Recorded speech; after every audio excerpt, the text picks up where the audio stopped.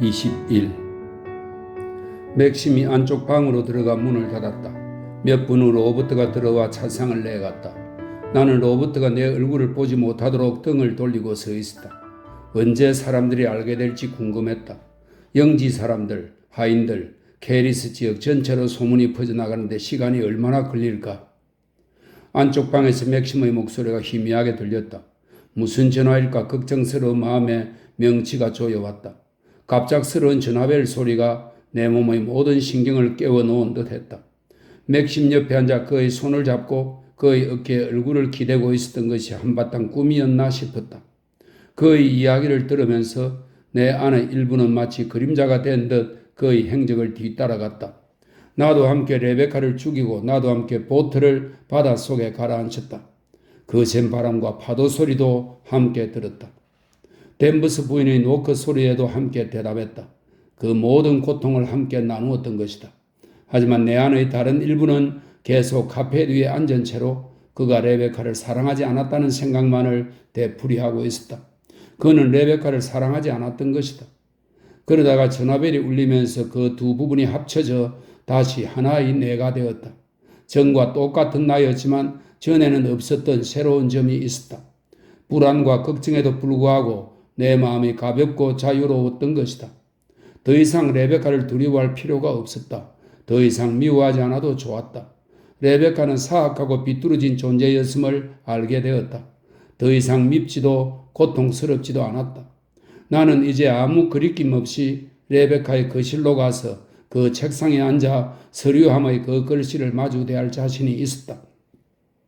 두려움 없이 서쪽의 레베카 방으로 가서 창가에 서 있을 수도 있었다. 레베카가 가졌던 힘은 좀 전의 안개가 그랬듯 흩어져 사라졌다. 두 번 다시 나를 옥죄지 못할 것이었다. 계단 뒤에서 나를 쫓아오거나 식당에서 옆자리에 앉거나 발코니에서 나를 내려다보지 못하리라. 맥심은 레베카를 사랑하지 않았다고 하지 않는가? 더 이상 미워할 이유도 없었다.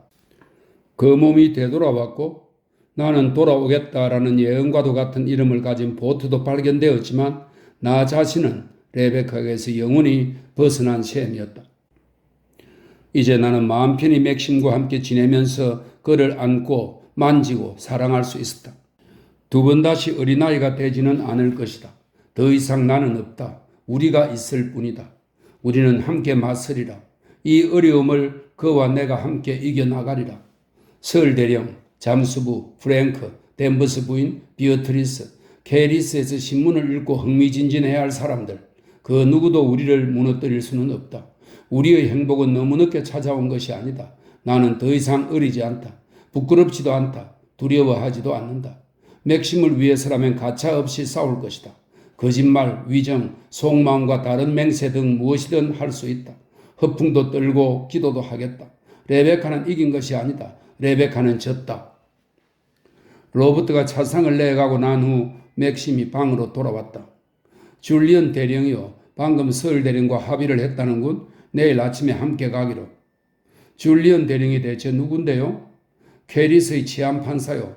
그가 동석해야 한다고 하오? 또 무슨 말을 하던가요? 누구의 시체일지 떠오르는 사람이 있느냐고 묻더군. 그래서 뭐라고 했어요? 모르겠다고. 레베카 혼자 배를 타고 나간 것으로 알고 있다고 했어. 함께 나간 사람이 있는지는 모른다고. 그랬더니 뭐라고 하던가요? 에즈컴에 갔을 때 혹시 실수를 저질렀다는 생각은 들지 않느냐고 묻더군. 아니 벌써 그런 질문을 했다고요? 그랬어. 당신 대답은요? 가능한 얘기라고 했어. 알 수 없는 일이라고. 당신이 내일 보트를 보게 될 때 치안 판사도 있을 거라고요? 서울 대령과 치안 판사, 의사까지 다 같이요? 경찰에서 나온 웰치 조사관도 동행할 거요. 경찰 조사관요? 왜요? 왜 그래야 하죠? 시체가 발견되면 경찰이 관여해야 한다는군. 나는 입을 다물었다. 우리는 서로를 응시했다. 다시금 명치 끝에 통증이 느껴졌다. 어쩌면 보트를 끌어올리지 못할 수도 있어요. 그럴지도 모르오. 그러면 시체도 내버려 둘 수밖에 없지요? 그건 모르겠어. 그는 창밖을 내다보았다. 아까 내가 절벽을 떠나올 때처럼 하얀 구름에 뒤덮인 하늘이었다. 바람은 없었다. 대기는 정지되어 고요했다. 1시간 전만 해도 바람이 남서쪽에서 불어올 거라고 생각했는데 지금은 잠잠해졌군. 그가 말했다. 그러네요. 내일은 잠수하기에 좋은 평온한 날씨일 거요. 다시금 작은 방에서 전화벨이 울렸다. 급박하게 울리는 그 소리가 너무도 듣기 싫었다. 맥심과 나는 서로를 바라보았다. 그가 방으로 들어가 전화를 받으며 아까처럼 문을 닫았다. 뻐근하게 이어지던 통증은 전화벨 소리와 함께 갑자기 강해졌다. 아주 어렸을 때 런던 거리를 울리던 공습 경보에 놀라 계단 아래 숨어서 오들오들 떨었던 일이 떠올랐다. 그때와 같은 기분, 같은 통증이 느껴졌다. 맥심이 서재로 돌아왔다. 시작되었군. 그가 천천히 말했다.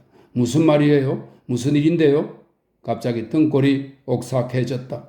신문기자요. 지역신문 기자. 죽은 드윈트 부인의 보트가 발견됐다는 소문이 사실이냐고 묻더군. 뭐라고 했어요? 그렇다고. 보트가 발견되었다고 했어. 그 이상은 아는 게 없다고. 어쩌면 그 보트가 아닐지도 모른다고.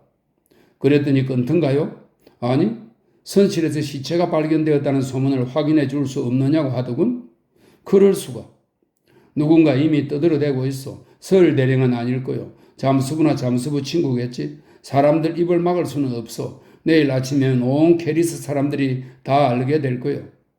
그래서 시체에 대해서는 뭐라고 했어요? 모른다고 했어. 할 말이 없다고. 그리고 두 번 다시 전화 걸지 않으면 고맙겠다고 했어. 기자들을 건드렸군요. 당신을 공격할 빌미를 만들었어요. 어쩔 수 없었어. 신문에 내 말을 싣고 싶진 않아요. 기자들이 전화를 걸도록 내버려 두진 않을 거요. 기자들을 우리 편으로 만들어야 해요. 싸워야 한다면 나 혼자 싸울 거요. 신문을 방패로 삼지는 않겠어. 기자는 다른 사람에게 전화를 할 거예요. 줄리언 대령이나 서울 대령에게. 그 사람들한테서도 들을 얘기는 없을 거요. 우리가 무언가 할 수 있는 일이 있다면 좋겠어요. 시간이 많이 남았는데 그저 이렇게 멍청히 앉아 내일 아침을 기다릴 수밖에 없는 건가요? 우리가 할 수 있는 일은 없어. 맥심은 책을 한 권 뽑아 들었다. 하지만 한 글자도 눈에 들어오지 않는 것이 분명했다. 그는 끊임없이 고개를 들고 귀를 기울였다. 마치 전화벨 소리를 기다리듯이. 하지만 전화벨은 다시 울리지 않았다. 우리를 방해하는 사람은 없었다. 우리는 저녁 식사를 위해 옷을 갈아입었다. 지난밤 이 시간만 해도 하얀색 드레스를 입고 화장대 거울 앞에서 가발을 매만지고 있었다는 사실이 믿기지 않았다. 아주 오래전에 잊어버린 악몽, 몇 달이 지난 후에야 미심쩍게 떠올리는 기억 같았다. 우리는 저녁을 먹었다. 오후 외출해서 돌아온 프리스가 시중을 들었다. 평소처럼 엄숙하고 무표정한 얼굴이었다. 혹시 캐리스에 다녀온 것은 아닐지, 무슨 얘기를 전해들은 것은 아닐지 궁금했다. 저녁 식사 후 우리는 다시 서재로 갔다. 이야기를 많이 나누지는 않았다. 난 맥심 발치의 바닥에 앉아 그의 무릎에 머리를 기댔다. 그는 손가락으로 내 머리카락을 쓰다듬었다. 평소의 무심함과는 다른 행동이었다. 제스프 머리를 두드리는 느낌과는 달랐다. 나는 머리 깊숙이 그의 손가락을 느꼈다. 때때로 그는 내게 입을 맞추었다. 때때로 이런저런 말도 했다. 더 이상 우리 사이에 그림자는 없었다. 침묵했던 순간은 침묵하고 싶었기 때문이었다. 주변 상황이 그토록 암울한데 어쩌면 그렇게 행복할 수 있는지 의아할 지경이었다. 묘한 행복이었다. 내가 꿈꾸거나 기대했던 행복은 아니었다. 홀로 있는 시간에 상상했던 행복은 아니었다. 열정에 들뜨거나 급박함이 어려있는 행복은 아니었다. 그것은 고요하고 평화로운 행복이었다. 서재 창문은 활짝 열려 있었다. 우리는 이야기하거나 서로를 애무하지 않을 때면 어두운 밤하늘을 내다보았다. 이튿날 아침 7시쯤 잠에서 깨어 창밖을 내다보았다. 정원의 장미가 쭉 늘어져 있고 숲으로 이어지는 둔덕의 풀이 은색으로 빛났다. 간밤에 비가 내린 게 틀림없었다. 축축한 안개 냄새가 났다. 첫 번째 나무잎이 떨어질 때 나는 바로 그 냄새였다. 2달이나 일찍 가을이 찾아온 걸까 싶어 의아했다. 5시에 일어난 맥심은 나를 깨우지 않았다. 살그머니 침대에서 일어나 소리 없이 옷을 갈아입고 바로 해변으로 내려갔을 것이다. 지금쯤은 줄리언 대령, 서울 대령 등과 함께 거룻배를 타고 있겠지. 거룻배는 보트가 가라앉은 그 지역에 도착해 크레인을 가동시키고 레베카의 보트를 끌어올릴 것이다. 나는 아무 감정도 없이 침착한 마음으로 그런 생각을 했다. 천천히 끌어올려지는 보트는 해초와 조개 껍질을 뒤집어 쓰고 물을 뚝뚝 떨어뜨리리라. 그룹에 보트를 싣고 나면 다시 거기서 물이 쏟아져 바다로 되돌아가겠지. 보트의 목재는 물에 잔뜩 불어 부드러울 테고 허물허물한 부분도 있을지 모른다. 진흙 냄새, 녹 냄새, 그리고 해저 깊은 곳에서 자라는 검은 해초 냄새를 풍길 것이다. 나는 돌아오겠다라는 그 배 이름이 아직도 남아있을지 모른다. 초록빛 글씨는 색이 바랬겠지. 여기저기 박힌 못들도 녹이 쓰러스리라.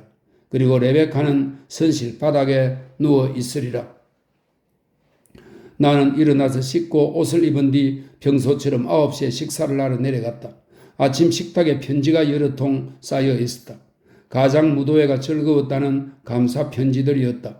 나는 대충 덜치어만 볼 뿐 읽지 않았다. 프리스가 맥심의 아침 식사를 계속 놔두어야 하느냐고 물었다. 나는 모르겠다고 대답했고 아침에 아주 일찍 나갔다고 덧붙였다. 프리스는 아무 말이 없었다. 무척 근엄하고 우울한 표정이었다. 소문을 들은 것인지 또다시 궁금해졌다. 아침을 먹은 후 나는 편지들을 들고 거실로 갔다. 아직 창을 열지 않아 답답한 냄새가 났다. 창을 활짝 열어 신선한 공기가 들어오게 했다. 벽난로 선반 위의 꽃들은 고개를 숙이거나 이미 말라 죽은 상태였다. 꽃잎이 바닥에 떨어져 있었다. 배를 울렸더니 하녀가 들어왔다. 오늘 아침에는 거실 청소가 안 된 모양이야. 창문도 닫혀있고 죽은 꽃을 그냥 꽂아두고 이걸 좀 치워주겠어? 하녀는 겁먹은 얼굴로 용서를 구했다. 죄송합니다 마님. 그리고 벽난로 선반으로 가서 화병을 들었다. 다신 이러지 마. 네 마님. 하녀는 화병을 안고 방을 나섰다. 엄격한 주인 노릇이 이토록 쉬우리라고는 생각지 못했다. 왜 전에는 그렇게 어렵게만 여겨졌는지 의아할 정도였다. 책상 위에 메뉴가 놓여 있었다. 마요네즈 소스를 뿌린 차가운 연어, 고기 젤리, 차가운 닭고기 요리, 수플레였다. 모두가 무도회의 뷔페 식탁에 올렸던 음식이었다. 남은 것을 먹는 게 분명했다. 전날 점심에 차려놓았던 내가 먹지 않았던 음식도 분명 마찬가지였으리라. 하인들이 대강대강 일을 처리하는 것 같았다. 나는 연필로 메뉴 전체의 줄을 길게 가로 긋고 로버트를 불렀다. 댄버스 부인에게 따뜻한 요리를 준비하라고 해요. 요리가 많이 남았다 해도 차가운 걸 먹고 싶지는 않다고? 알겠습니다, 마님. 나는 거실로 나와 정원 곁방으로 가서 가위를 챙겨들었다. 장미 정원에서 어린 꽃봉오리를 몇 개 잘랐다. 서늘한 기운은 벌써 사라졌다. 어제처럼 덥고 바람 없는 날이 될 모양이었다. 사람들이 아직도 그 바다 위에 떠 있을지 아니면 캐리스로 돌아갔을지 궁금했다. 곧 알게 되겠지. 곧 맥심이 돌아와 이야기해 줄 것이다. 어떤 일이 일어나도 나는 침착해야 한다. 두려워해서는 안 된다. 나는 장미를 꺾어 거실로 가져왔다. 카페 청소가 되어 있었다.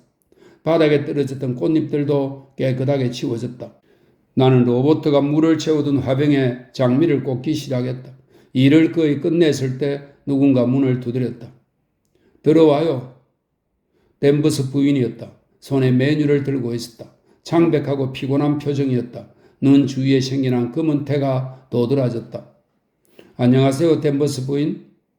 이해할 수가 없군요. 어째서 로버트를 시켜 메뉴에 대한 이야기를 전달하시는 건가요? 왜 그러셨나요? 나는 손에 장미 한 송이를 든 채 부인을 건너다 보았다. 차가운 고기 요리와 연어는 어제 점심때도 준비했던 거잖아요. 오늘은 따뜻한 요리를 먹고 싶어요. 하인들도 차가운 요리를 먹지 않는다면 그냥 내다 버리세요. 어차피 이 집에서는 낭비되는 게 많으니 조금 더 버린다 해도 별 차이는 없어요. 댄버스 부인은 말없이 나를 바라보았다. 나는 장미를 화병에 꽂았다. 따뜻한 음식으로 뭘 준비해야 할지 모르겠다고 하시진 않겠지요? 온갖 종류의 메뉴를 다 가지고 계실 테니까요. 메뉴와 관련된 지시사항이 로버트를 통해 전달된 적은 없습니다. 돌아가신 더윈터 부인께서는 무언가 바꾸고 싶으실 때 내선 전화로 직접 전화를 거셨죠. 돌아가신 더윈터 부인이 어떻게 했는지는 별 관심이 없군요. 아시다시피 지금은 제가 더윈터 부인이에요. 그러니 제가 로버트 편에 전가를 하고 싶다면 그렇게 하는 겁니다. 바로 그 순간 로버트가 방으로 들어섰다. 지역신문 기자에게서 전화가 왔습니다, 마님. 집에 없다고 하세요. 알겠습니다. 로버트가 방을 나갔다. 자, 댄버스 부인, 더 하실 말씀이 남았나요? 부인은 여전히 나를 응시했다. 아무 말이 없었다. 더 이상 할 말이 없다면 나가서 요리사에게 요리를 준비하라고 지시하는 게 좋겠군요. 전 좀 바빠서요. 지역신문 기자가 왜 전화를 걸었을까요? 부인이 물었다. 글쎄요, 모르겠는데요.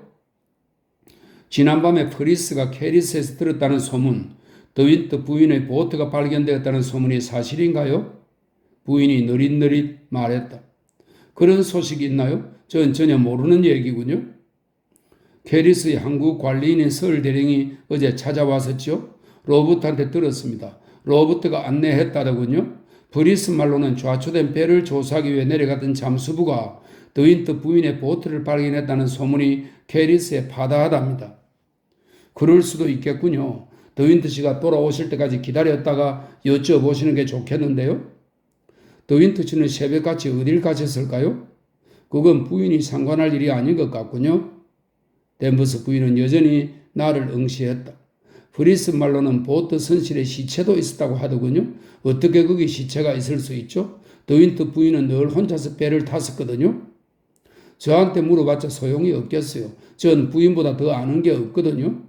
그러신가요? 부인은 나를 바라보았지만 나는 고개를 돌리고 화병을 창가 테이블에 가져다 놓았다. 말씀하신 대로 점심을 준비하겠습니다. 부인이 말하고는 잠시 기다렸다. 나는 아무 말도 하지 않았다. 부인은 방에서 나갔다. 난 더 이상 부인이 무섭지 않아. 나는 생각했다. 부인의 힘은 레베카와 함께 사라져버렸다. 무슨 말을 하든 어떤 행동을 하든 내겐 상관없었다. 부인이 내 적이란 건 괜찮다. 하지만 만약 부인이 진실을 알고 맥심의 적이 된다면 그때는 어떻게 하지? 나는 의자에 앉았다. 테이블 위에 가위를 놓았다. 더 이상 장미를 다듬고 싶지 않았다. 맥심은 뭘 하고 있을까? 지역신문 기자는 왜 또다시 전화를 걸어왔을까? 익숙해진 고통이 다시 밀려왔다. 나는 일어나 창가로 가서 몸을 기댔다. 몹시 더운 날씨였다. 요란한 소리가 울렸다. 정원사들이 잔디를 깎기 시작한 참이었다. 둔덕 위에서 한 남자가 잔디 깎는 기계를 밀며 앞뒤로 오가고 있었다. 더 이상 거실에 앉아 있을 수가 없었다. 나는 가위와 장미를 놔둔 채 테라스로 나갔다. 그리고 이리저리 걸어다녔다. 제스프는 왜 산책하러 안 가느냐고 묻는 듯 뒤를 쫓아다녔다. 나는 계속 테라스만 오갔다. 11시 30분쯤 되었을 때 버리스가 홀에서 나왔다. 더윈트 씨가 전화를 하셨습니다. 나는 서재를 거쳐 안쪽 방으로 들어갔다. 수화기를 잡는 손이 떨렸다. 당신이요? 나요. 사무실에서 전화하는 거요. 프랭크와 함께 있어. 그래요? 잠시 침묵이 흘렀다. 프랭크와 줄리언 대령을 모시고 1시에 식사를 갈 테니 준비해 줘요. 알았어요. 나는 기다렸다. 그가 더 말해주기를 기다렸다. 보트를 끌어올렸어. 지금 막 항구에서 돌아온 참이요. 그렇군요. 설 대령은 거기 남았고 줄리언 대령과 프랭크는 이리로 왔어. 프랭크가 전화 옆에 서 있는 걸까? 그래서 맥심은 저렇게 차갑게 말하는 걸까? 그럼 1시에 봅시다. 나는 수화기를 내려놓았다. 아직 아무 얘기도 듣지 못한 것이다. 어떻게 되었는지 하나도 알지 못하는 것이다. 나는 다시 테라스로 나가면서 브리스에게 2명이 아니라 4명이 점심 식사를 할 거라고 말해두었다. 1시간이 참으로 느릿느릿 흘러갔다. 나는 위층으로 올라가 좀 더 얇은 옷으로 갈아입고 내려왔다. 그리고 응접실에 앉아서 기다렸다. 1시 5분 전에 차 들어오는 소리가 났고 호월에서 사람들 목소리가 들려왔다. 나는 거울 앞에서 머리를 매만졌다. 얼굴이 창백했다. 뺨에 연지를 조금 바르고 그 자리에 선 채 손님들을 기다렸다. 먼저 맥심이 들어오고 프랭크와 줄리언 대령이 뒤따라왔다. 무도회에서 크로멜로 분장했던 줄리언 대령은 낯이 익었다. 그때와 겉모습은 무척 달랐지만 말이다. 마치 체구 자체가 작아진 것 같았다. 안녕하십니까? 대령이 인사를 했다. 그는 마치 의사처럼 조용하고 신중하게 말을 했다. 브리스에게 쉐리주를 가져오라고 해요. 난 좀 씻어야겠소? 맥심이 말했다. 저도 씻어야겠군요. 프랭크도 말했다. 배를 울리기도 전에 브리스가 쉐리주를 들고 나타났다. 줄리언 대령은 마시지 않겠다고 했다. 나는 무언가 손에 쥐고 있을 요량으로 잔을 집어들었다. 줄리언 대령이 내 옆에 와서 섰다. 정말 당혹스러운 일입니다. 더윈트 부인? 부드러운 목소리였다. 부인과 더윈트 생각을 하면 마음이 괴롭군요. 고맙습니다. 나는 쉐리주를 마시기 시작했다. 그리고 잔을 테이블에 내려놓았다. 혹시라도 그가 떨리는 내 손을 알아차릴까 두려웠다. 상황이 어렵게 된 건 남편분께서 1년쯤 전에 다른 시체를 확인했다는 점 때문입니다. 무슨 말씀이신지 잘 모르겠네요. 오늘 아침에 뭘 찾아냈는지 못 들으셨나요? 시체가 있다고 하더군요. 잠수부가 발견했다고요. 그렇습니다. 그는 뒤쪽을 살짝 곁눈질 하더니 말을 이었다. 전 부인의 시체였습니다. 틀림없습니다. 그가 목소리를 낮추었다. 상세하게 말씀드릴 수는 없습니다만 남편분과 의사가 신원을 확인하기에는 증거가 충분했습니다. 그가 갑자기 말을 멈추고 물러섰다. 맥심과 프랭크가 방으로 되돌아왔던 것이다. 점심이 준비되었다니 이제 가실까요? 맥심이 말했다. 내가 앞장서 식당으로 안내했다. 가슴이 납덩이처럼 무겁고 먹먹했다. 줄리언 대령이 내 오른쪽에, 프랭크가 왼쪽에 앉았다. 나는 맥심을 쳐다보지 않았다. 브리스와 로버트가 첫 번째 요리를 가져왔다. 우리는 날씨 이야기만 했다. 어제 런던은 27도까지 올라갔다더군요. 줄리언 대령이 말했다. 정말이요? 내가 되물었다. 그렇답니다. 도시에 남아있던 사람들한테는 정말 끔찍했을 겁니다. 얘기만 들어도 끔찍하군요. 파리는 런던보다 더 더웠을지 모릅니다. 프랭크도 끼어들었다. 8월 중순에 파리에서 주말을 보낸 적이 있었는데 도무지 잠을 잘 수가 없더라고요. 숨쉬기도 어려웠지요. 그때 기온이 32도였습니다. 프랑스 사람들은 늘 창문을 닫고 잠자지 않습니까? 줄리언 대령이 물었다. 모르겠습니다. 호텔에 묵었으니까요. 호텔에는 미국 사람들이 많았죠. 프랭크가 대답했다. 더윈트 부인께서는 프랑스에 대해 잘 아시죠? 줄리언 대령이 이번에는 내 쪽을 보았다. 아주 잘 아는 것은 아니죠. 거기서 여러 해 동안 사셨다고 생각했습니다. 그건 아니랍니다. 내가 만났을 때 저 사람은 몬테카를로에 있었죠. 몬테카를로는 프랑스라 할 수는 없지 않습니까? 맥심이 거들었다. 그럴 수는 없군요. 줄리언 대령이 말했다. 몬테카를로는 아주 국제적인 곳이죠. 해변이 무척 아름답다지요? 그렇답니다. 여기처럼 바위 투성이는 아니겠죠. 그래도 물론 전 영국이 좋습니다. 다른 곳에선 정착해서 살 생각이 안 난답니다. 여기가 익숙한 땅이니까요. 아마 프랑스인들은 프랑스에 대해 같은 말을 할 것 같습니다. 맥심이 웃었다. 아, 그렇겠군요. 줄리언 대령이 말했다. 한동안 우리는 말없이 식사를 계속했다. 브리스는 내 의자 뒤에 서 있었다. 모두들 머릿속에는 한 가지 생각뿐이었지만 브리스 때문에 연극을 계속해야 했다. 아마 브리스도 같은 생각일 것이었다. 격식 따위는 내팽개치고 브리스도 함께 끼어앉은 채 마음 편히 이야기할 수 있다면 얼마나 좋을까 싶었다. 로버트가 음료를 가지고 왔다. 접시가 바뀌었다. 두 번째 요리가 들어왔다. 댄버스 부인은 따뜻한 요리를 준비했다. 나는 버섯 소스를 얹은 감자 요리를 조금 들었다. 어젯밤 무도회는 정말 굉장했습니다. 줄리언 대령이 화제를 바꾸었다. 감사합니다. 내가 대답했다. 지역 사람들에게는 크나큰 즐거움을 선사해 주신 겁니다. 그랬다면 좋겠습니다. 무언가 자신과 다른 존재로 분장하고 싶은 건 인간의 본능인 것 같죠? 프랭크가 말했다. 그렇다면 나는 비인간적이라는 얘기군. 맥심이 말했다. 누구든 다르게 보이고 싶어하는 건 자연스러운 일입니다. 우리 모두에게 아이 같은 면이 있죠. 줄리언 대령이 말했다. 그는 크로멜로 분장하고 얼마나 즐거웠을지 궁금했다. 무도회에서 그를 많이 보지는 못했다. 거실에서 브릿지 게임을 하면서 대부분의 시간을 보냈기 때문이다. 더윈트 부인께서는 골프를 치지 않으시죠? 줄리언 대령이 내게 물었다. 네, 그렇습니다.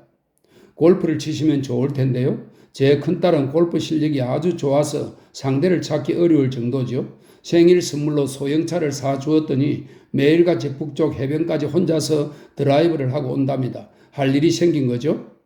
멋지네요. 내가 말했다. 그 애는 남자로 태어나야 했어요.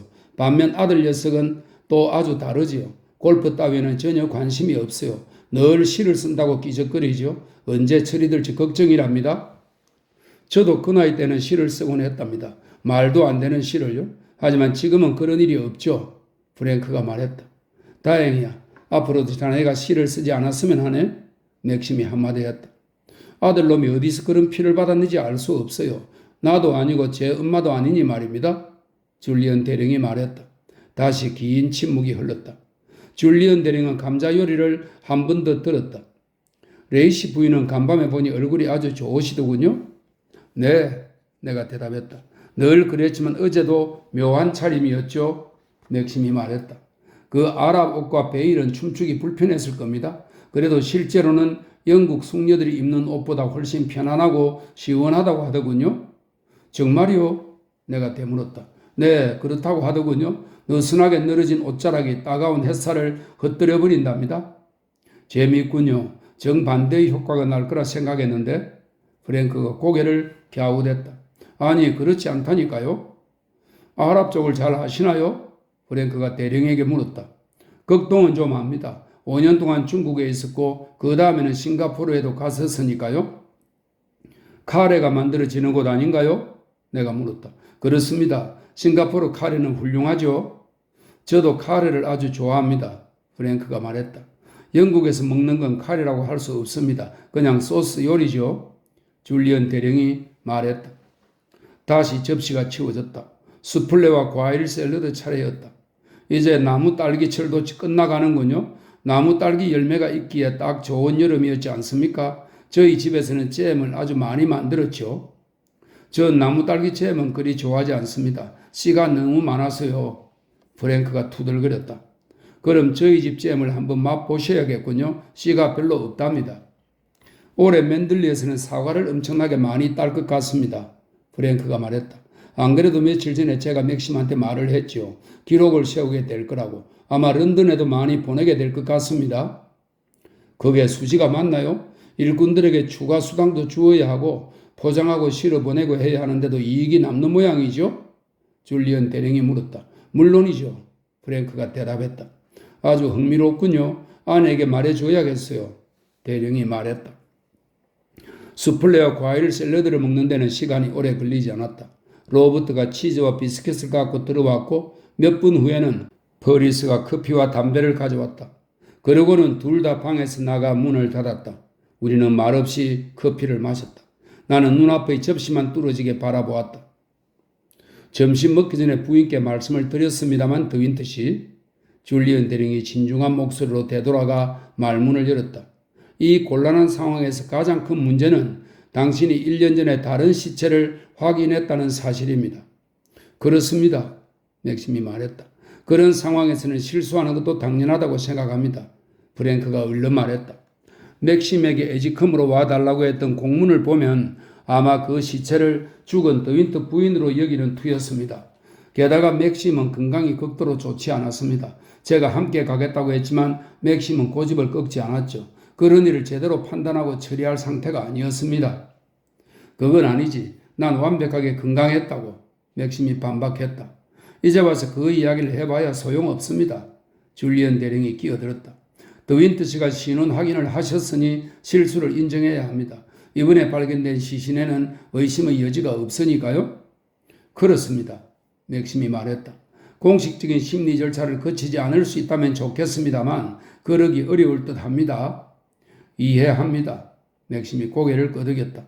오래 걸리지는 않을 겁니다. 다시 신원 확인을 하고 보트를 프랑스에서 가져왔을 때 개조 작업을 했던 사람의 증언을 들으면 됩니다. 보트가 충분히 항해를 견딜만 했던 것인지 제대로 개조를 한 것인지 확인하려는 거죠. 어차피 형식에 불과합니다. 하지만 안 할 수는 없는 거죠. 제가 걱정하는 것은 온갖 구설수들입니다. 두 분께는 참으로 힘든 시간일 겁니다. 괜찮습니다. 다 이해합니다. 다시 맥심이 말했다. 그 배가 하필이면 거기서 좌초한 게 문제였습니다. 그렇지 않았다면 아무 일도 없었을 겁니다. 그렇습니다. 유일하게 위로라고 할 만한 것은 돌아가신 더윈트 부인이 순식간에 죽음을 맞으셨다는 점, 따라서 생각했던 것처럼 고통이 심하지는 않았으리라는 점입니다. 헤엄쳐 나오려는 흔적은 전혀 없었거든요. 없었지요. 무언가 찾으러 선실에 내려갔던 모양입니다. 그 순간 문이 닫혀버렸고 거센 바람이 보트를 뒤집어 버렸던 겁니다. 끔찍한 일이죠? 그렇습니다. 사건의 정황은 그렇게밖에 생각할 수 없습니다. 크롤리 생각은 어떻습니까? 제 생각도 같습니다. 나는 눈길을 들었다. 프랭크가 맥심을 보고 있었다. 프랭크는 곧 시선을 돌렸지만 한순간 나는 그 눈빛을 이해했다. 프랭크는 알고 있었다. 맥심은 프랭크가 안다는 사실을 모르고 말이다. 나는 계속 커피를 저었다. 손이 축축하고 뜨거웠다. 우리는 모두 실수를 저지르기 마련입니다. 판단착오를 일으키는 거죠. 더윈트 부인은 만에서 바람이 얼마나 몰아치는지, 그렇게 작은 보트를 타고 바다로 나가는 게 얼마나 위험한지 알아야 했습니다. 혼자 보트를 타고 나간 적이 워낙 많았으니 그때도 괜찮으려니 생각했겠지요. 그러다가 사고를 당하고 만 것입니다. 우리 모두에게 큰 교훈이죠. 줄리언 대령이 말했다. 사고는 쉽게 일어나죠. 가장 숙련된 사람조차 사고를 피하지 못합니다.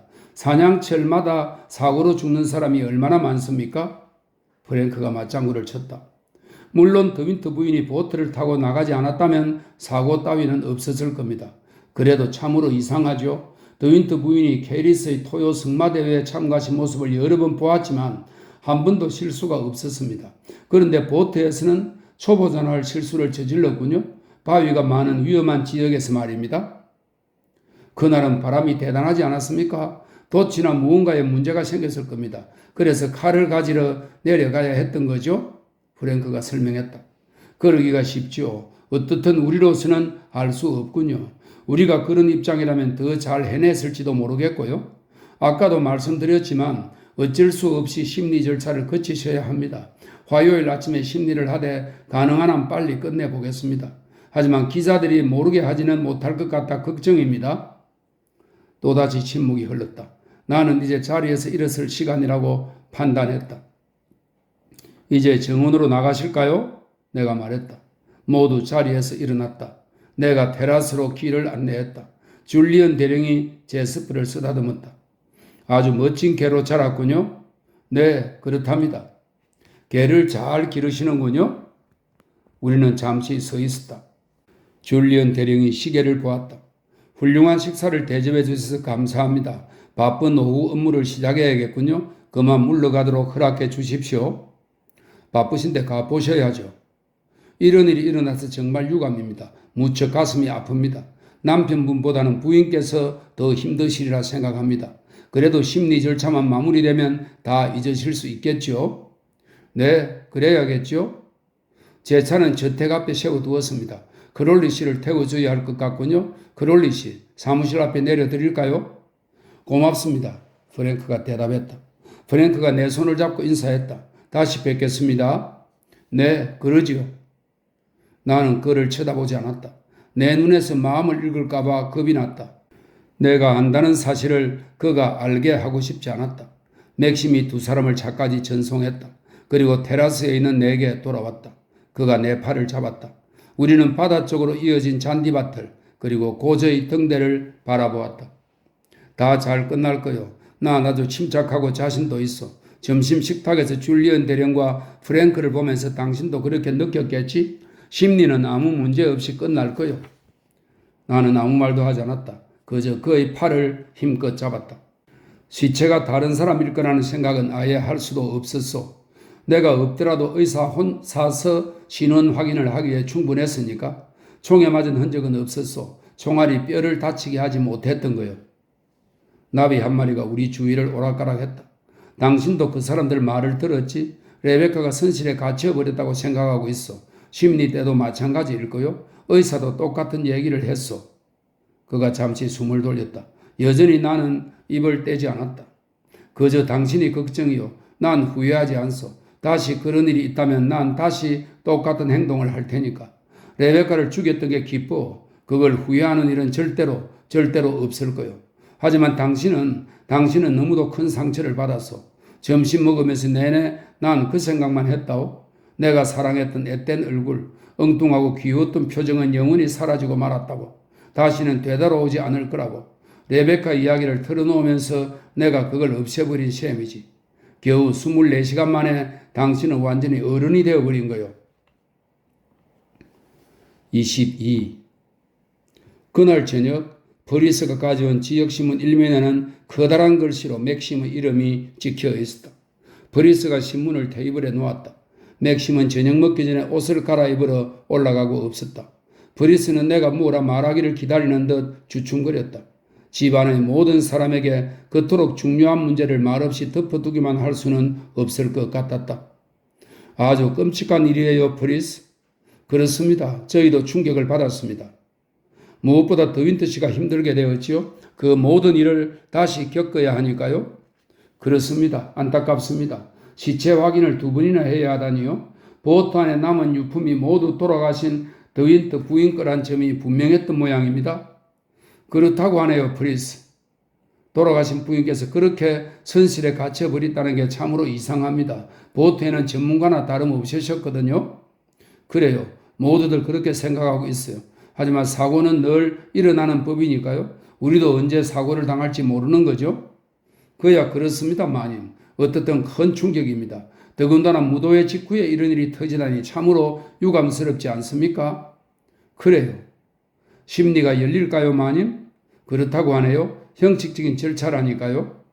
혹시 저희 중에도 누가 증언을 해야 할까요? 그럴 것 같지는 않아요. 더윈트 가문을 도울 수 있는 일이라면 저는 뭐든지 기쁜 마음으로 할 겁니다. 주인 어른이 덜 잘 아시겠지만요. 그럼요. 잘 알고 있죠. 하인들에게 바깥에 나가서는 함부로 떠들지 말라고 했습니다. 하지만 실제로 어떻게 하는지 확인할 길은 없지요. 특히 하녀들의 경우는 더 그렇습니다. 로버트한테는 입단속을 시킬 수 있습니다만 댄버스 부인이 특히 충격을 많이 받았습니다. 그럴 거라고 생각해요. 점심 후에 곧장 자기 방에 가서 나오지 않고 있습니다. 앨리스가 방금 차 한 잔과 신문을 가져다 주었고요.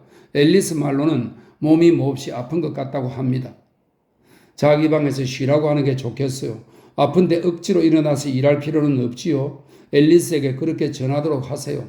식사는 내가 요리사랑 의논해서 처리할 수 있으니까. 알겠습니다. 댄버스 부인은 몸이 아프다기보다는 더윈트 부인의 시체가 발견되었다는 데 충격을 받은 것 같습니다. 더윈트 부인과 워낙 각별한 사이였으니까요. 그야 저도 알지요. 브리스가 방을 나갔다. 나는 맥심이 내려오기 전에 재빨리 신문을 훑어보았다. 한 15년 전쯤 찍었을 것 같은 맥심의 희미한 사진도 실려 있었다. 일면에 실린 그의 사진을 보는 건 섬뜩했다. 내 얘기도 몇 줄 나와 있었다. 언제 2번째 부인과 결혼했는지, 그리고 최근에 맨들리에서 어떤 무도회를 열었는지에 대해 흥미 위주로 써내려간 무례한 기사였다. 아름답고 다재다능했으며 모두의 사랑을 받았던 부인 레베카가 1년 전에 물에 빠져 죽었지만 맥심은 이듬해 봄에 결혼을 해서 새 색시를 바로 맨들리에 데려왔고 재혼을 자축하며 가장 무도회를 개최했다고 했다. 그리고 바로 그 다음날 전 부인의 시체가 보트 선실에 갇힌 모습으로 바다 속에서 발견되었다는 이야기를 써놓았다. 사실은 사실이었다. 하지만 사소한 거짓을 섞어 독자들이 신문산 돈을 아까워하지 않도록 이야기를 꾸며놓았다. 기사대로 보면 맥심은 사악한 호색한이었다. 어린 신부를 맨들리로 데려와 세상에 과시라도 하듯 무도회를 벌렸으니 말이다. 나는 맥심이 보지 못하도록 신문을 쿠션 뒤에 감추었다. 하지만 이튿날 아침 신문은 감출 수 없었다. 런던에서 배달되는 신문에도 기사가 실렸다. 맨들리 사진과 함께 말이다. 맨들리는 빅뉴스였고 맥심도 그랬다. 신문은 그를 맥스 더윈트라고 불렀다. 끔찍했다. 성대한 가장 무도회가 열린 바로 그 다음날 레베카의 시체가 발견되었다는 사실에 무슨 의미라도 부여하는 양 두 신문 모두 역설적이라는 표현을 써가며 그 점을 강조했다. 그렇다. 나도 역설적이라고 생각했다. 신문이 좋아할 만한 기사거리였다. 아침 식탁에서 신문을 읽으며 맥심의 얼굴은 점점 더 하얗게 변했다. 그는 아무 말도 하지 않고 그저 내 얼굴을 바라보았다. 나는 팔을 뻗어 그의 손을 잡았다. 무시해버려요. 쓰레기 같은 기사일 뿐이에요. 진실을 안다면 신문은 어떤 기사를 쓸까? 머릿기사 하나가 아니라 대여섯 면을 하루에 다루었겠지. 런던 거리에 플래카드가 붙고 거리마다 신문파리 소년이 고함을 질러댈 것이다. 플래카드 한 중간에는 레베카라는 이름이 커다랗게 박혀 있으리라. 아침을 먹고 난 후 프랭크가 왔다. 잠 한숨 못 잔 것처럼 창백하고 피곤한 모습이었다. 맨들리로 오는 모든 전화는 사무실로 연결되도록 해놓았어. 누구든 상관없이 말이야. 기사들이 전화를 걸면 내가 해결하겠네. 다른 전화도 마찬가지고. 두 사람이 마음고생하는 건 싫으니까. 벌써 주민들 몇 명이 전화를 했더군. 관심에 감사하지만 더윈터 부부는 며칠 동안 전화를 받을 수 없는 처지임을 이해해달라고 말했어. 레이시 부인은 8시 30분쯤에 전화를 하셨더군. 바로 오시겠다고. 오 하나님, 맥심이 중얼거렸다. 걱정 말게, 내가 말렸으니까. 레이시 부인이 오셔도 도울 수 있는 일은 하나도 없다고 솔직하게 말씀드렸어. 자네가 아무도 만나고 싶어하지 않는다고 말이야. 언제 심리가 열리는지 궁금해하시기에 아직 결정되지 않았다고 했지. 하지만 신문에 심리 날짜가 실리면 아마 못 오시게 하기는 어려울 거야. 이놈의 신문기자들. 나도 같은 생각이네. 목이라도 조르고 싶은 기분이야. 하지만 그 사람들 입장도 이해가 안 가는 건 아니야. 이건 신문의 구미에 딱 맞는 사건이거든. 흥미있는 기사를 쓰지 못하면 편집장이 가만 내버려두지 않지. 그 편집장이 팔릴 만한 기사를 공급하지 못하면 사장이 난리치는 거고, 신문이 안 팔리면 사장은 파산하고 마니까. 맥심, 자네는 기자를 만나서도 안 되고 말을 나누어서도 안 돼. 내가 다 알아서 하겠네. 자네는 심리에만 신경 쓰도록 해. 무슨 말을 해야 할지는 이미 다 아는걸. 그야 물론 그렇지. 하지만 조사관이 호리지라는 걸 잊지 말게. 아주 끈질긴 사람이지. 아무 상관없는 세세한 부분까지 파고들어 판사 앞에서 자기가 얼마나 철저하게 조사했는지 보여주려 하거든. 거기 약점을 잡히면 안 돼. 대체 내가 약점을 잡힐 이유가 무엇인가? 그럴 일은 하나도 없어. 물론 나도 알아. 그래도 전에 호리지의 심리를 지켜본 경험에 비추어 말하면 상대의 신경을 긁는데 명수더라고. 조심해야 해. 프랭크 말이 맞아요. 저도 그렇게 생각해요. 일이 부드럽게 잘 해결되어야 모두에게 좋잖아요. 그럼 우리도 다른 사람들도 다 잊어버리게 될 거예요. 그렇죠, 프랭크? 맞습니다. 나는 여전히 프랭크의 시선을 피했다. 하지만 그가 진실을 알고 있다는 확신은 그 어느 때보다도 강했다. 그는 처음부터 알고 있었던 것이다. 사건이 일어났던 그때부터 맨들리에 온 첫날 그를 만났던 일이 떠올랐다. 그와 비어트리스, 자일스 함께 점심을 먹었지. 비어트리스는 눈치 없이 맥심의 건강 이야기를 꺼냈었고, 그때 프랭크는 슬쩍 화제를 돌렸고, 그 다음에도 곤란한 질문이 나올 때마다 남들 모르게 맥심을 도와주었다. 그는 레베카 이야기를 하지 않으려고 했지. 무척 어색하고 과장된 태도로 간신히 몇 마디씩만 했어. 이제는 다 이해가 되었다. 프랭크는 알고 있었다. 맥심은 그가 안다는 것을 몰랐고 말이다. 우리는 서로의 사이에 작은 담장을 친 채 그렇게 함께 서 있었다. 그 뒤로 두 번 다시 전화에 시달리는 일은 없었다. 전화는 모두 사무실로 연결되었다. 이제 기다리는 일만 남았다. 화요일까지 기다리는 것이다. 댄버스 부인은 전혀 나타나지 않았다. 하지만 메뉴는 평소처럼 준비되었고 나는 아무것도 바꾸지 않았다. 클래리스에게 댄버스 부인의 소식을 물었더니 하던 일을 계속하고는 있는데 누구하고도 말을 안 한다고 했다. 식사도 방에서 혼자 한다고 했다. 클래리스는 궁금해 죽겠다는 표정이었지만 내게는 질문을 던지지 않았다. 나도 클래리스와 그 얘기를 할 생각은 없었다. 분명 하인들이나 영지 사람들은 부엌에서 농장에서 온통 그 얘기뿐일 것이다. 아니, 캐리스 전체가 그럴 것이었다. 우리는 맨들리를 벗어나지 않았다. 숲으로 산책도 가지 않았다. 날씨는 여전히 덥고 답답했다. 흰 구름 뒤에 비가 숨겨져 있는지 비 냄새가 나고 축축한 느낌이 들었지만 비는 내리지 않았다. 심리는 화요일 오후 2시로 잡혔다. 그날 우리는 12시 45분에 점심을 먹었다. 프랭크도 함께였다. 천만다행히도 비어트리스는 못 오게 되었다고 알려왔다. 집에 온 아들 로즈가 홍역에 걸리는 바람에 식구 모두 외출 금지 상태가 되었다는 것이다. 나는 진심으로 홍역에 감사했다. 비어트리스가 찾아와 머물면서 걱정해 준답시고 질문을 퍼붓게 되면 맥심은 견디지 못할 것이었다. 식사 시간은 짧게 끝났다. 우리 모두 말을 별로 하지 않았다. 다시금 명치에 통증이 느껴졌다. 아무것도 먹고 싶지 않았다. 삼킬 수가 없었다. 식사가 끝나자 안도의 한숨이 나올 정도였다. 맥심이 밖으로 나가 차 시동을 거는 소리가 들렸다. 그 소리에 마음이 차분해졌다. 출발해야 한다. 더 이상 맨들리에 멍하니 앉아 기다리지 않고 무언가 할 수 있는 시간이 되었다. 프랭크도 자기 차를 몰고 뒤따라왔다. 나는 가는 길 내내 맥심의 무릎 위에 내 손을 올려두었다. 맥심은 아주 침착했다. 불안한 기색은 전혀 없었다. 마치 병원에 수술 받으러 가는 사람과 동행하는 기분이었다. 원하는 결과를 얻게 될지 여부는 전혀 모르는 것이다. 수술은 성공하게 될까? 내 손이 아주 차가웠다. 심장이 마구 뛰었다. 명치 끝의 통증도 여전했다. 심리는 캐리스 반대편으로 9km 떨어진 레니언이라는 곳에서 열리게 되었다. 우리는 시장 옆의 큰 광장에 차를 주차해야 했다. 의사와 줄리언 대령의 차는 벌써 도착해 있었다. 행인들이 헐끔거리며 맥심을 쳐다보고 쑥덕거렸다. 전 차에 남아있는 게 좋겠어요. 안에는 들어가지 않을래요. 당신이 여기 올 필요도 없다고 생각했어. 그래서 처음부터 반대하지 않았어. 맨들리에 그냥 남아있을 걸 그랬구려? 그건 아니에요. 그냥 여기 차 안에서 기다릴게요. 프랭크가 다가와 차 안을 들여다보았다. 부인께서는 안 나가시나요?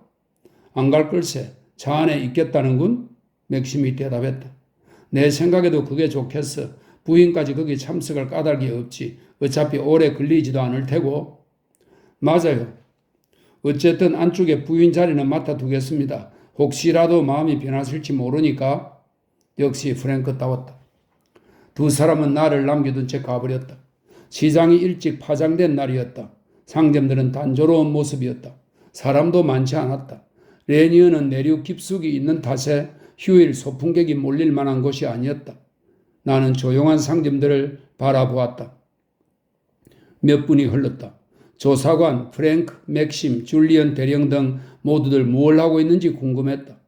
나는 차에서 내려 시장 이곳저곳을 둘러보았다. 상점 진열창도 구경했다. 경찰관 한 사람이 이상하다는 듯 나를 보았다. 나는 그 시선을 피해 뒷골목으로 들어갔다. 그런데 어찌된 일인지 정신을 차리고 보니 심리가 열리는 건물 앞이었다. 심리 시간이 공개되지 않았던 덕분에 우리와 달리 사람들이 몰려들지는 않았다. 마치 아무도 없는 건물처럼 보였다. 나는 계단을 올라 문 안으로 들어섰다. 어디선가 경찰이 나타났다. 무슨 일이시죠? 아무것도 아니에요. 내가 대답했다. 여기 계시면 안 됩니다. 미안해요. 나는 뒤돌아 나오려 했다. 잠깐만요. 혹시 더윈터 부인이십니까? 그래요. 그렇다면 이야기가 다르지요. 원한다면 여기서 기다리셔도 좋습니다. 이 방이 비었으니 들어가 계시겠어요? 고맙습니다. 그는 책상만 하나 놓였을 뿐 텅 빈 작은 방으로 나를 안내했다. 역 대합실 같은 분위기였다. 나는 자리에 앉아 무릎에 손을 얹었다. 5분이 지나갔다. 아무 일도 일어나지 않았다. 차에서 기다리는 편이 훨씬 나을 뻔했다. 나는 일어나 복도로 나왔다. 경찰은 아직도 거기 있었다. 얼마나 걸릴까요? 제가 가서 알아보겠습니다. 그는 복도를 따라 사라졌다. 잠시 후 돌아오더니 한참 걸릴 것 같지는 않습니다. 더윈터 씨가 방금 정언을 끝냈습니다. 서울 대령, 잠수부, 의사는 그보다 앞서 정언했답니다. 캐리스에서 온 보트 기술자만 남아 있습니다. 그럼 거의 끝났군요. 그런 것 같습니다. 경찰은 이렇게 말하더니 갑자기 생각난 듯 덧붙였다. 남은 정언이라도 들으시겠습니까? 출입구 바로 앞에 자리가 있습니다. 슬쩍 들어가시면 아무도 모를 겁니다. 네, 그렇게 하겠어요. 정말로 거의 끝나가는 중이었다. 내가 들어갔을 때 맥심은 정언을 막 마친 상태였다. 나머지 정언은 들어도 괜찮았다. 내가 듣고 싶지 않은 것은 맥심의 정언뿐이었다. 그의 말을 듣고 있으면 너무 긴장할 것 같았다. 처음부터 안에 들어가지 않았던 이유도 바로 거기 있었다. 하지만 이제는 괜찮다. 맥심이 말을 끝냈으니 말이다. 나는 경찰관 뒤를 따라갔다. 그는 복도 끝의 문을 열었다. 나는 고개를 푹 숙이고 슬쩍 들어가 문 바로 옆자리에 앉았다. 생각했던 것보다 작은 방이었다. 덥고 답답했다. 교회처럼 등받이 없는 의자가 줄지어 있는 커다란 방을 상상했는데 말이다. 맥심과 프랭크는 반대편 끝에 앉아 있었다. 조사관은 나이가 많고 깡마른 체구에 코안경을 걸고 있었다. 내가 모르는 사람들도 여럿 있었다. 나는 사람들을 슬쩍슬쩍 곁눈질했다. 댄버스 부인을 보자 가슴이 쿵 내려앉았다. 부인은 의자에 등을 대고 꼿꼿한 자세로 앉아 있었다. 그 옆에는 파벨이 앉았다. 잭 파벨, 레베카의 사촌 말이다.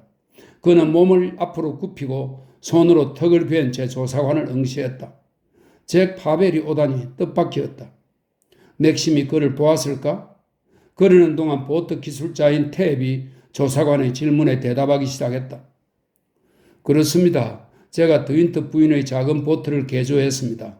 본래는 고깃배였지만 여기서는 그렇게 사용하기 어려웠기 때문입니다. 그래서 제게 배를 작은 요트처럼 개조해달라고 하셨습니다. 보트는 바다로 나가기에 알맞은 상태였나? 작년 4월에 마지막으로 점검했을 때만 해도 그랬습니다. 드윈트 부인께서는 10월에 보트를 저희 작업장에 옮겨 놓으셨고 다음에 3월에 정기 점검을 부탁하셨죠. 그게 그러니까 제가 배를 개조한 후 네 번째 점검이었습니다. 그 전에도 그 보트가 뒤집힌 일이 있었나? 아닙니다. 그런 일이 있었다면 드윈트 부인이 말씀 안 하셨을 리가 있습니까? 제가 들은 바로는 보트 성능에 늘 대만족이라고 하셨는걸요? 그 보트를 다루려면 세심한 주의가 필요했을 것 같네만. 일단 보트를 몰고 바다로 나가면 누구나 신경을 곤두세우죠. 그건 당연한 일입니다.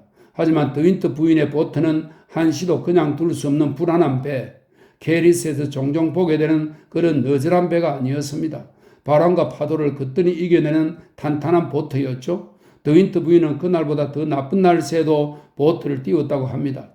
게다가 바람은 그때 막 일기 시작한 것에 불과했죠. 늘 말해왔습니다만 그날 밤 드윈트 부인의 보트가 그렇게 되어버린 건 참으로 이해할 수 없는 일입니다. 하지만 드윈트 부인이 선실에 내려가 있을 때 곳에서 갑자기 바람이 내리쳤다면 보트가 뒤집힐 가능성은 충분하지 않은가? 탭은 고개를 저었다. 아닙니다. 그렇게는 생각하지 않습니다. 고집스러운 말투였다. 하지만 상황은 그랬던 것으로 추정되네. 드윈트 부인이든 다른 누구든 자네의 작업이 사고와 관련되어 비난받아야 한다고 생각하지는 않아. 자네는 보트를 점검했고 아무 문제 없다고 확인했네. 내가 알고 싶었던 것은 그게 다야. 유감스럽게도 드윈트 부인은 잠시 주의를 게을리했고 그로 인해 목숨을 잃은 걸세. 전에도 그런 사고는 있었지. 다시 말하지만 우리는 자네를 비난하는 게 아니네. 그런데 실은 좀 더 말씀드리고 싶은 게 있습니다. 허락해 주신다면 말씀드리겠습니다. 어서 해보게. 사실 그 사고 이후 캐리스의 많은 사람들이 제 작업을 못 믿어했습니다. 저 때문에 드윈트 부인이 결함 있는 보트를 탔다는 거죠. 일감도 몇 개 끊어졌습니다. 억울했지만 보트가 가라앉아 버렸으니 제 결백을 주장할 수도 없었습니다. 그런데 거기서 전기선이 좌초되고 드윈트 부인의 보트가 발견되어 끌어올려졌다는 걸 알게 되었습니다. 서울 대령은 어제 제가 직접 보트를 살펴볼 수 있도록 허락해 주셨습니다. 저는 제가 제대로 정비했다는 걸 확인하고 싶었죠. 12달 이상 물에 잠겨 있었어도 저는 알아볼 수 있으니까요. 자네 마음은 이해가 가네. 제대로 확인이 되었기를 바라네. 네, 실제로 제가 정비한 부분에는 아무런 문제가 없었습니다. 전 보트를 구석구석 상세히 살펴보았습니다. 잠수부에게 물어보니 배는 모래바닥에 가라앉아 있었다고 하더군요. 그러니까 바위에는 부딪히지 않았다는 얘기입니다. 바위에서 1.5m 정도 떨어진 지점이었고요. 배는 모래바닥에 놓여 있었고 바위와 부딪힌 흔적은 전혀 없었습니다. 그가 말을 멈추었다. 조사관은 무슨 말이 이어질지 궁금하다는 표정으로 재촉했다. 그래서 그게 자네가 하고 싶다는 얘기인가? 아니요, 아직 안 끝났습니다. 제가 알고 싶은 건 누가 배 바닥 판자에 구멍을 뚫었는가 하는 점입니다. 바위는 아닙니다. 가장 가까운 바위도 1.5m나 떨어져 있었으니까요. 더군다나 그 구멍은 바위에 부딪혀서는 만들어질 수 없는 종류입니다. 구멍이었거든요. 송곳이나 대못으로 뚫은 겁니다. 나는 그를 쳐다볼 수 없었다. 그래서 바닥을 내려다 보았다. 초록빛 리노리움이 깔린 바닥이었다.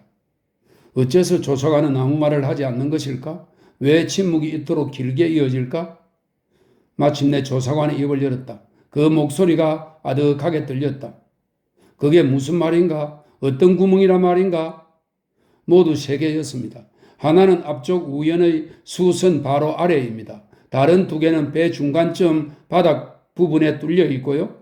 배를 안정시키기 위한 바닥 짐 위치도 바뀐 상태였습니다. 이게 다가 아닙니다. 바닥 마개까지도 열려 있었습니다. 바닥 마개라고? 그게 무엇인가? 세명이나 변기에서 이어지는 파이프를 막아주는 장치입니다. 더윈트 부인은 고물 쪽에 작은 화장실을 설치했지요. 앞쪽에는 물건을 씻을 수 있는 개수대가 있고요. 막에는 개수대 쪽에 하나, 화장실 쪽에 하나가 있습니다. 배가 바다에 나갔을 때는 둘 다 꼭 닫혀 있어야 합니다. 아니면 바닷물이 들어오니까요. 그런데 어제 확인해 보니 막에 두 개가 다 완전히 열려 있었습니다. 더웠다. 너무 더웠다. 왜 창문을 닫아두는 걸까? 이런 공기 속에 앉아 있다가는 질식해 버릴지도 모른다. 사람이 너무 많아서 그렇다. 숨쉬는 사람이 너무 많이 몰려있다. 바닥 판자에 뚫린 구멍에다가 마개까지 열린 상태라면 그렇게 작은 보트가 가라앉는 건 금방입니다. 10분도 채 안 걸릴 겁니다. 제가 점검했을 때는 당연히 그런 구멍이 없었습니다. 저는 제 일에 자부심을 가진 사람입니다. 제 생각에 보트는 뒤집힌 게 아닙니다. 누군가 의도적으로 구멍을 내어 가라앉힌 겁니다. 이제 일어나 문으로 나가야 한다. 아까 잠시 앉아 있었던 그 방으로 다시 돌아가야 한다. 이 방에는 공기가 없다. 사람들은 서로 밀치며 아우성이다. 내 앞자리에 누군가가 벌떡 일어서 큰 소리로 떠들어댄다. 무슨 일이 일어나고 있는 거지? 아무것도 보이지 않는다. 덥다. 너무 덥다. 조사관은 모두에게 조용히 하라고 그러는군. 그러고는 더윈트 씨라고 부른다. 앞에 앉은 여자의 모자에 가려 아무것도 보이지 않는다. 맥심이 나가선 모양이다. 나는 그를 볼 수 없다. 보지 말아야 한다. 전에도 그런 느낌일 때가 있었지. 그게 언제였지? 모르겠다. 기억나지 않아. 아, 그래. 댄버스 부인과 함께 있을 때였지. 창가에 나란히 서 있을 때. 부인도 지금 여기서 조사관의 말을 듣고 있다. 맥심은 저기 나가 서 있고 바닥에서 열기가 올라온다. 열기는 땀에 젖어 미끄러운 내 손에 닿고 목으로, 뺨으로 올라온다. 더윈트 씨, 부인의 보트를 정비했던 기술자 제임스 탭의 증언을 들으셨죠?